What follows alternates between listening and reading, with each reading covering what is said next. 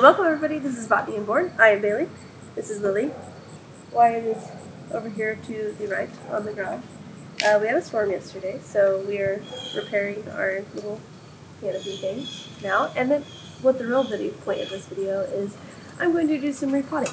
So I am going to be transferring some of my alocasias from soil to pond, and actually Lechuza Pon is what I'm going to use today. So step one is going to be, I'm going to rinse it. They say, it's kind of mixed bags on whether people say you have to rinse this one versus Leca, but I'm going to. So step one, I'm going to rinse.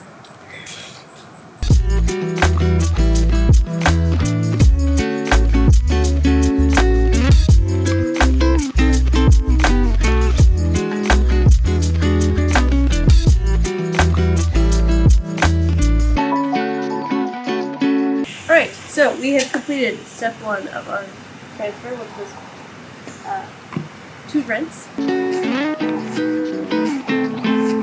That is done. Second step was to locate the plants.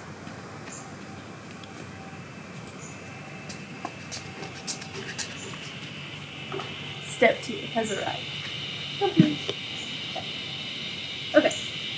Step three was to locate new planters.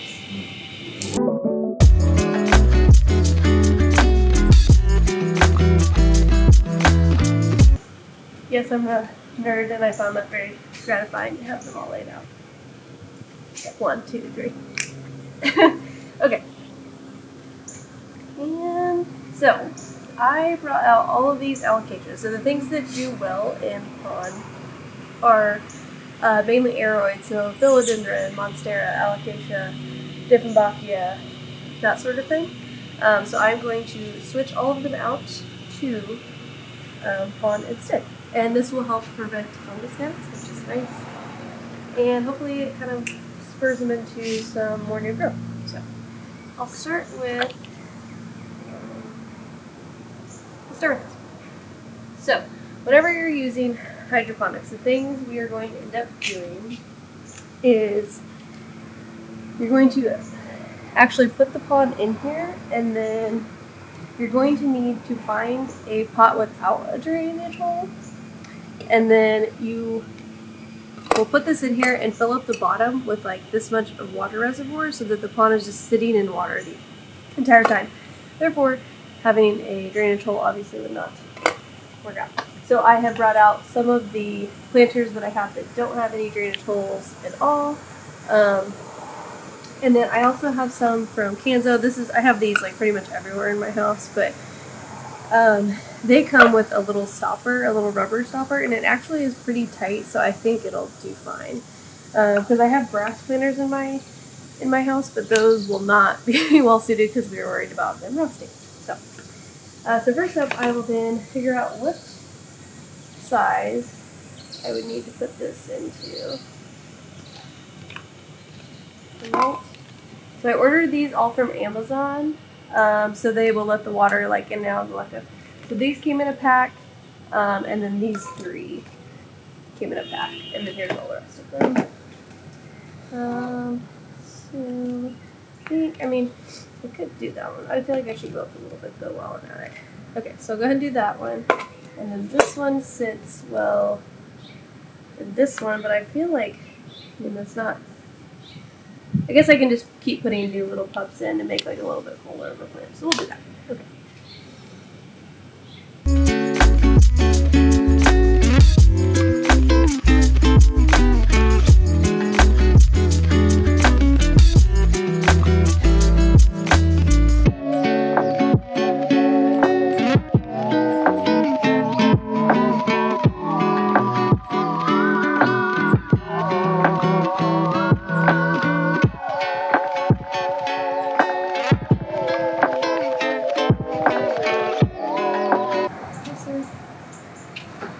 We have now, this is my alocasia mirror face, and so we have now cleaned off all the soil from the roots, so I'm going to go ahead and pot this up. I also took out, so alocasia puts out clumps, and so I took them out and I put them just kind of in here, but I'm actually going to go ahead and just put them, I might save some of them, but I'm going to repot most of them just back in there, and that'll get out new little alocasia plants.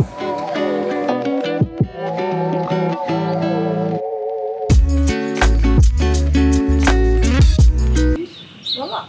So I will end up I need to clean out this pot a little bit, but I will end up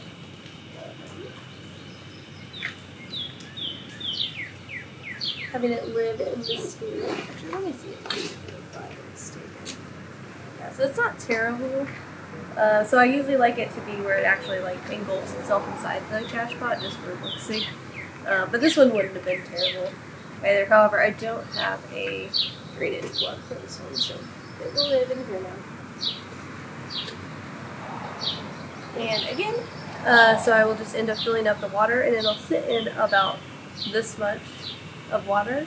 And then you want to just water it normally. So you will want to put fertilizer in it. This has slow release fertilizer in the Lechuza Pon. But if you get like a hydroponic clay, it actually has no nutrients, so you'll for sure have to, each time you water, you'll have to use fertilizer. Okay, so plant one done. Go ahead and do this one. So this is my alocasia Baley.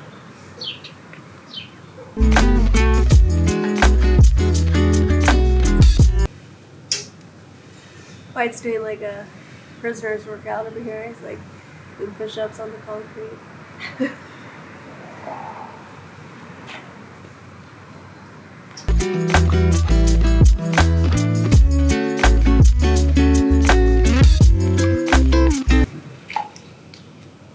Okay, so this one fits in here. I'm having a problem with trying to find a container that will sit in here because I'd really like to put it in something this big.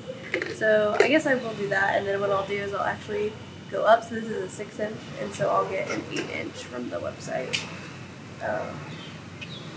And I can kind of just like sit it down in something for now until it comes in for it to, that way it has water. So.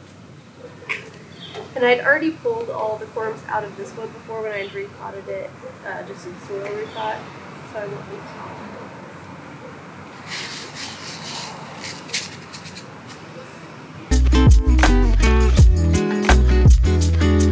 My alocasia dried up.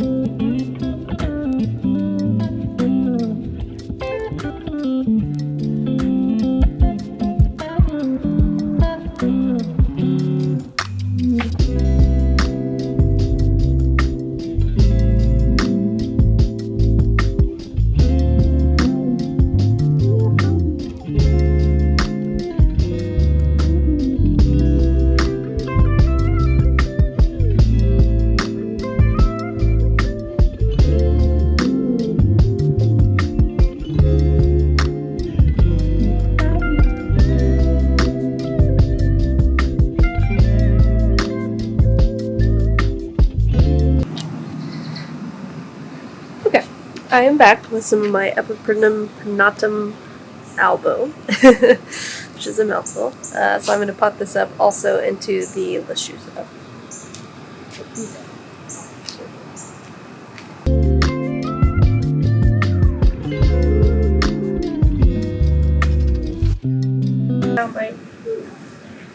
I'm going to plant a few things just back into the soil, so I need to replant my Parlor Palm. I haven't ever repotted it. I've had it since like November. So it probably wants some fresh soil and a little bit of room to expand. And my begonia, I did a little propagation. Thanks, Ritz. So begonia is not suited well for pond, so I'm going to put it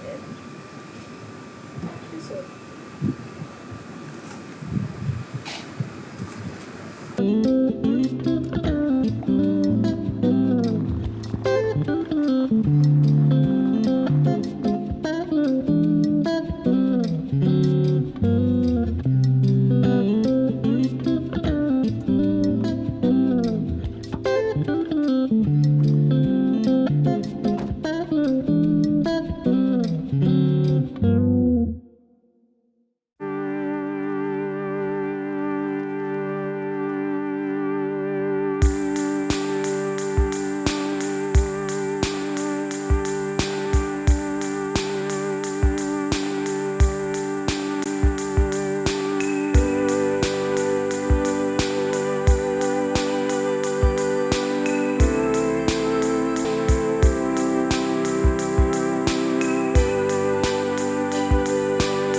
So currently I have a few planters that are set up ready. So this one, for instance, is ready. So what I'm going to do is I'm going to go fill up with water over at my sink.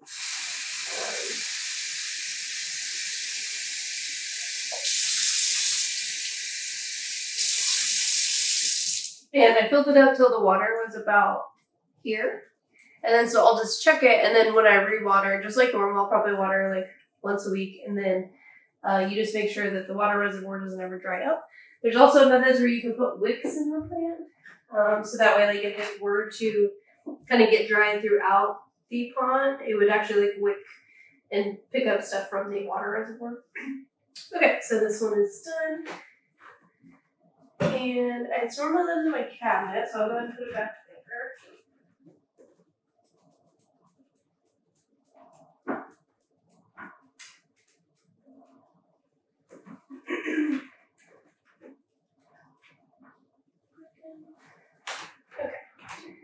So the next step, this one is also complete because it has a drainage hole on the bottom and the plant fits.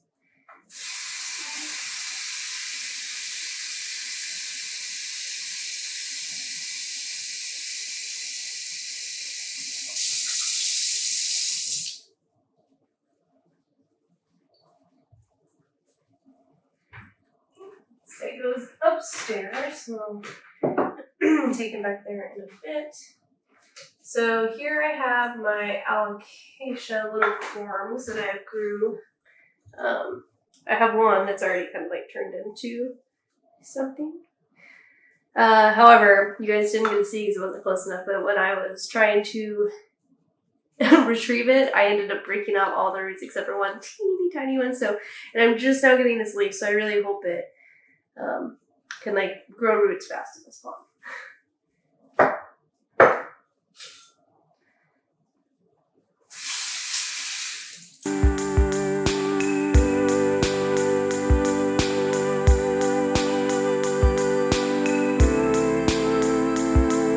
Okay, next up we have my Dieffenbachia, which is my grandpa. Technically, I got it at his funeral, so he's my grandpa planted home.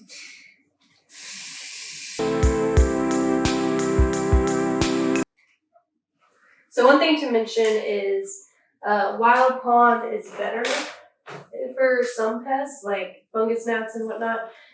It won't be just like where I won't get any pests. So you still have to kind of do checks for like thrips, spider mites on the leaves because they actually live their whole life cycle just on your leaf. They don't even need to go in your soil.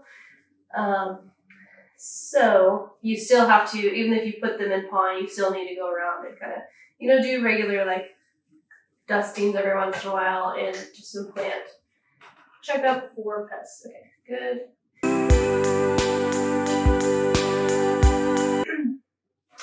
A reason why, why we rinse. The reason why you rinse is because this has tons of little sand particles around it. So if you rinse that down your drain, it's just gonna like settle there, and then you might have to have someone come fix that for you.